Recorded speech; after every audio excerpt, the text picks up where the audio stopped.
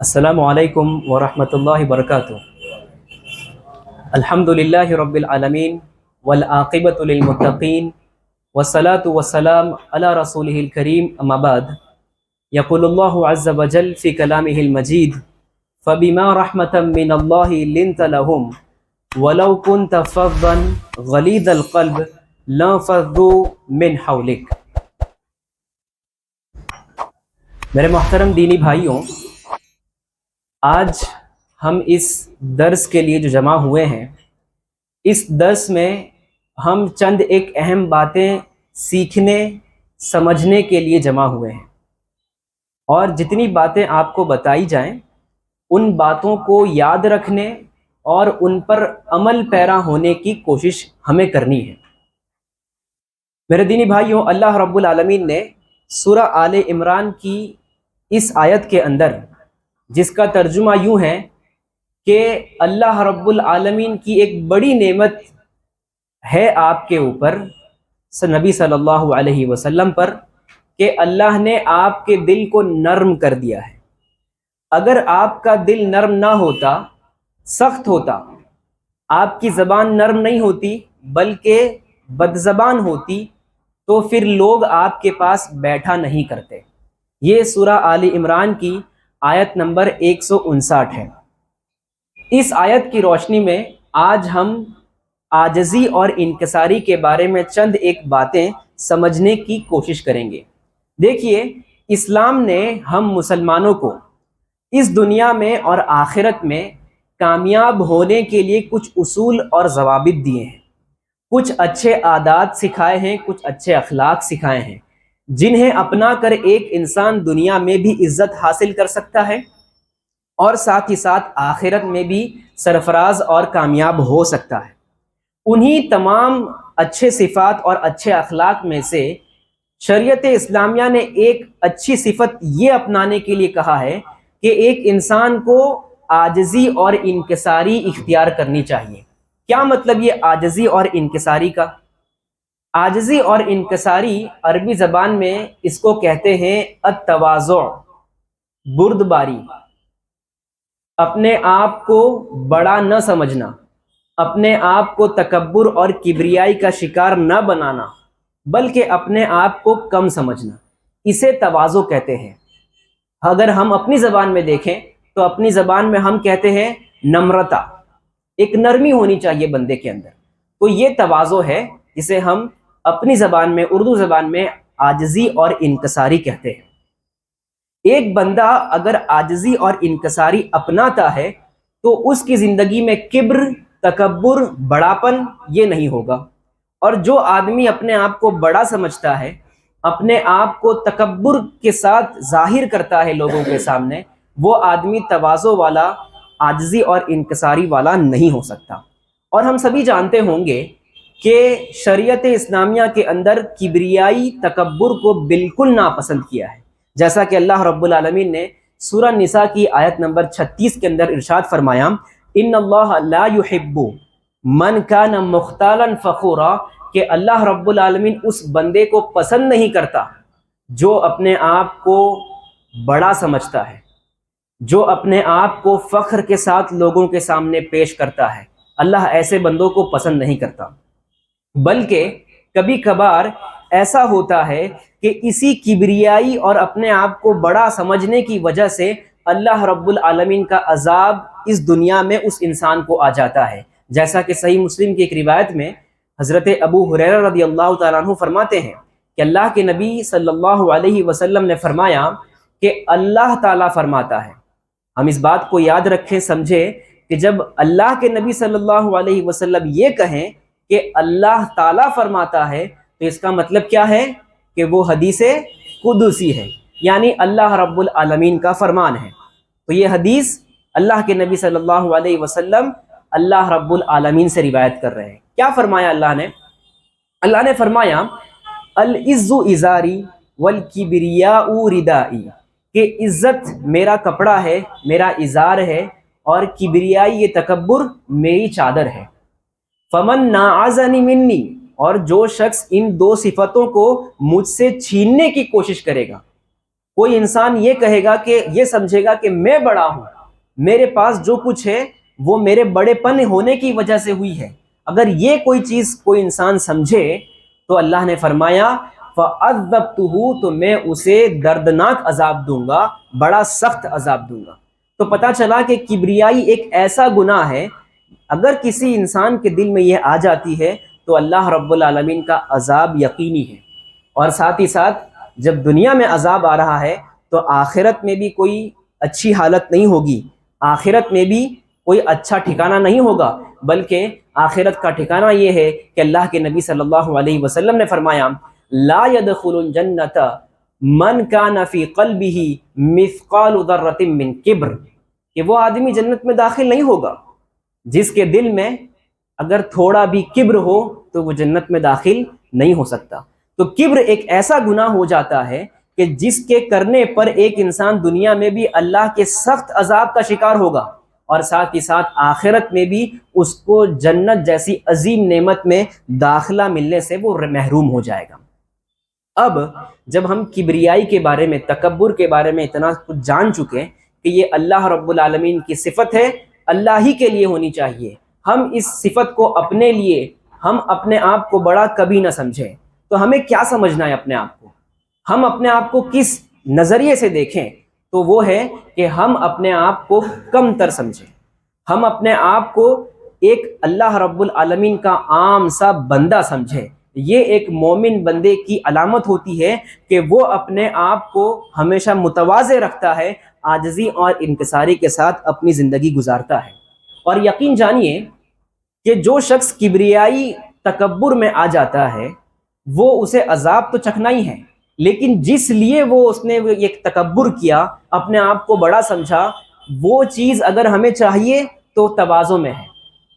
ایک انسان اگر کبریائی اور تکبر کے راستے کو صرف اللہ تعالیٰ کی رضا کے لیے چھوڑ دیتا ہے کہ اللہ رب العالمین نے کبریائی کو اپنے لیے خاص کیا تو میں کبھی بھی تکبر نہیں کروں گا، میں اپنی زندگی میں چاہے کتنا بھی اونچا مقام حاصل کیوں نہ کر لوں، میں اپنے آپ کو بڑا نہیں سمجھوں گا، لوگ مجھ سے چھوٹے ہیں، یہ احساس میرے دل میں کبھی نہیں آئے گی۔ صرف یہ اللہ کی رضا کے لیے اگر کوئی کرتا ہے تو اللہ کے نبی صلی اللہ علیہ وسلم فرماتے ہیں وَمَا تَوَاضَعَ أَحَدٌ لِلَّهِ إِلَّا رَفَعَهُ اللَّهُ، کہ جو شخص اللہ کے لیے، اللہ کے اس فرمان کے لیے تکبر کو چھوڑ دیتا ہے، اپنے آپ کو کم سمجھتا ہے، تو اللہ رب العالمین ایسے انسان کو رفعت عطا کرے گا، بلندی عطا کرے گا۔ تو جس چیز کے لیے اس نے تکبر چھوڑ دیا، اللہ رب العالمین تواضع اختیار کرنے کی وجہ سے اسے بلندیاں عطا کر دے گا۔ میرے محترم بھائیوں، ہمیں اس بات کی ضرورت ہے کہ ہم اپنی زندگی میں متواضع بن کر رہیں، متواضع بن کر رہیں گے تو اللہ رب العالمین کی رفعت، اللہ رب العالمین کی طرف سے ہمیں بلندیاں حاصل ہوں گی۔ جب بھی ہم کبھی تعریف سنتے ہیں، جب کسی اچھائی کا ذکر ہوتا ہے تو کبھی ایسا ہوتا ہے کہ ہمارے ذہن میں یہ خیال آتا ہے کہ میں بھی تو ایسا ہوں۔ جب کوئی کسی علاقے میں یا پھر کسی محفل میں اچھائیوں کا ذکر کرتا ہے تو ہمارے دل میں یہ احساس جاگ اٹھتا ہے کہ میں تو یہ کام کرتا ہوں۔ لیکن سلف صالحین کا عمل دیکھیے کہ انہوں نے اللہ کے نبی صلی اللہ علیہ وسلم سے تواضع اس قدر سیکھا تھا کہ اپنی زندگی میں وہ کبھی بھی تکبر کا شکار کبھی نہیں ہوئے۔ اللہ کے نبی صلی اللہ علیہ وسلم کے بارے میں اللہ نے کیا فرمایا سورہ آل عمران میں کہ اللہ نے آپ کے دل کو نرم کر دیا ہے، اللہ نے آپ کو تواضع جیسی نعمت دی ہے۔ تو تواضع جیسی نعمت کے دیکھنے پر صحابہ کرام بھی ویسا بننے کی کوشش کرتے تھے، کبریائی سے دور رہتے تھے۔ ساتھ ہی ساتھ سلف صالحین جو تھے وہ بھی اپنے آپ کو کبریائی سے دور رکھتے تھے۔ میں آپ کو ایک واقعہ سناؤں احنف بن قیس رحمہ اللہ کا۔ یہ ایک تابعی ہیں، ان کے سامنے ایک مرتبہ قرآن کی ایک آیت گزری یا پھر ان کے ذہن میں یہ آیت آئی لَقَدْ أَنزَلْنَا إِلَيْكُمْ كِتَابًا فِيهِ ذِكْرُكُمْ أَفَلَا تَعْقِلُونَ، کہ یقیناً ہم نے تمہارے لیے ایک ایسی کتاب نازل کی ہے جس میں تمہارا نام ذکر ہے، جس میں تمہارے بارے میں اللہ نے باتیں کہی ہیں۔ افلا تعقلون، کیا تم لوگ سمجھتے نہیں، کیا تم اس کتاب کو پڑھتے نہیں؟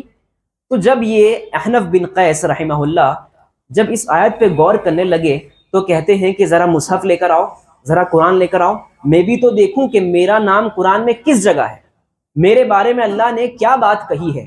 تو وہ قرآن کو کھولتے ہیں اور دھیمے دھیمے پڑھتے رہتے ہیں. دیکھتے ہیں کہ اللہ نے کن لوگوں کے بارے میں کیا کیا باتیں ذکر کی. تو پڑھتے پڑھتے سورہ آل عمران کی اس آیت سے گزری، الذی کانوا قلیلا من اللیل ما یہجعون وبالاسحار هم یستغفرون وفی اموالہم حق للسائل والمحروم. کیا مطلب اس کا؟ کہ کچھ لوگ ایسے بھی ہیں جو راتوں کو بستر پر بہت کم رہتے ہیں، یعنی اکثر رات کا زیادہ تر حصہ نمازوں میں قیام اللیل میں گزار دیتے ہیں.